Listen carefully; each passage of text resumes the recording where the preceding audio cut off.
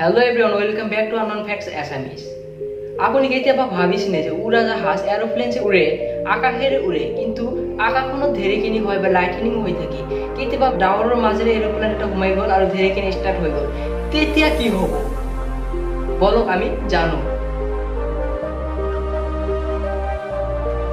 আপুনি জানেনে যেতিয়া লাইটনিং হয় বা ঢেৰেকনি হৈ থাকে তেতিয়া পৰিৱেশটো বহুত গৰম হৈ থাকে আৰু লাইটনিংত ইমান উত্তাপ ইমান হিট উৎপন্ন হয় যে সূৰ্যৰ সাৰফেসতকৈ 6 গুণ বেছি হিট টেম্পাৰেচাৰ হিট উৎপন্ন হয় লাইটনিংত আৰু যি মেঘ আৰু ডাৱৰৰ মাজত লাইটনিং হয় তাৰ আশে-পাশে বা চাৰিওপাশৰ বায়ুবিলাকো বহুত গৰম হৈ পৰে যাৰ ফলত কিন্তু আপুনি এটা কথা জানি বহুত আচৰিত হৈ যাব যে এনেকুৱা ইমান খাতাৰনাক ভয়ানক লাইটনিং আমাৰ এই উৰাজাহাজক বা এৰোপ্লেনৰ একো প্ৰভাৱ পেলাব নোৱাৰে বা একো ক্ষতি কৰিব নোৱাৰে but how it is possible let's know how it is possible দৰাচলতে কি হয় জানে প্ৰধানতে এক নম্বৰত কি হয় আপোনাৰ প্লেনৰ যদি সিকিউৰিটি ৰুল থাকে এই সিকিউৰিটি ৰুলে প্লেনক পাইলটক কেতিয়াও এলো নকৰে সেই ঠাইলৈ যাবলৈ যি ঠাইত ঢেৰেকনি হৈ আছে বা লাইটনিং হৈ আছে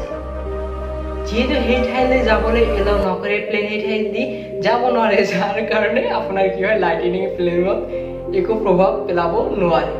এটা অলপ মজাক মানে কমেডি নিচিনা লাগিলেও এইটোৱে ৰিয়েল ফ্যাক্ট হয় যে লাইটনিংয়ে আমাৰ প্লেনক একো প্ৰভাৱ পেলাব নোৱাৰে আৰু কেতিয়াবা কি কৰে জানে যেতিয়া আপোনাৰ প্লেনৰ যেটো ৰাস্তা থাকে এটো আগৰে পৰা ফিক্সড থাকে কিন্তু হঠাৎকৈ বতৰ চেঞ্জ আহি গ'ল বতৰ বেয়া হৈ গ'ল তেতিয়া কি কৰে জানে প্লেনে নিজৰ ৰাস্তাটো চেঞ্জ কৰিলে ডাইৰেকশনটো চেঞ্জ কৰিলে কেতিয়াবা বহু কিলোমিটাৰ বেছি সাফাৰ কৰিব লগা হয় প্লেনক এই লাইটনিং ঢেৰেকনিৰ পৰা বাচিবলৈ তো ভিডিও কেনেকুৱা লাগিল ফ্যাক্টটো জানি কেনেকুৱা লাগিল কমেন্ট কৰি নিশ্চয় জনাব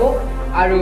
ভিডিওটো লাইক কৰি দিব আৰু আপোনাৰ বন্ধুসকললৈ শেয়াৰ কৰি দিব যাতে সকলোৱে জানিব পাৰে আৰু আপুনি যদি নতুন প্ৰথমবাৰৰ বাবে আহিছে এই চেনেললৈ তে চেনেলটো সাবস্ক্ৰাইব কৰি লওক আৰু লগতে বেল আইকনটো প্ৰেছ কৰি সকলো নটিফিকেশনবিলাক অন কৰি লওক যাৰ ফলত কি হ'ব মই ভিডিও আপলোড কৰাৰ লগে লগে এনেকুৱা ফ্যাক্টছ ভিডিওবিলাক আপুনি পোনপ্ৰথমে পাই যাব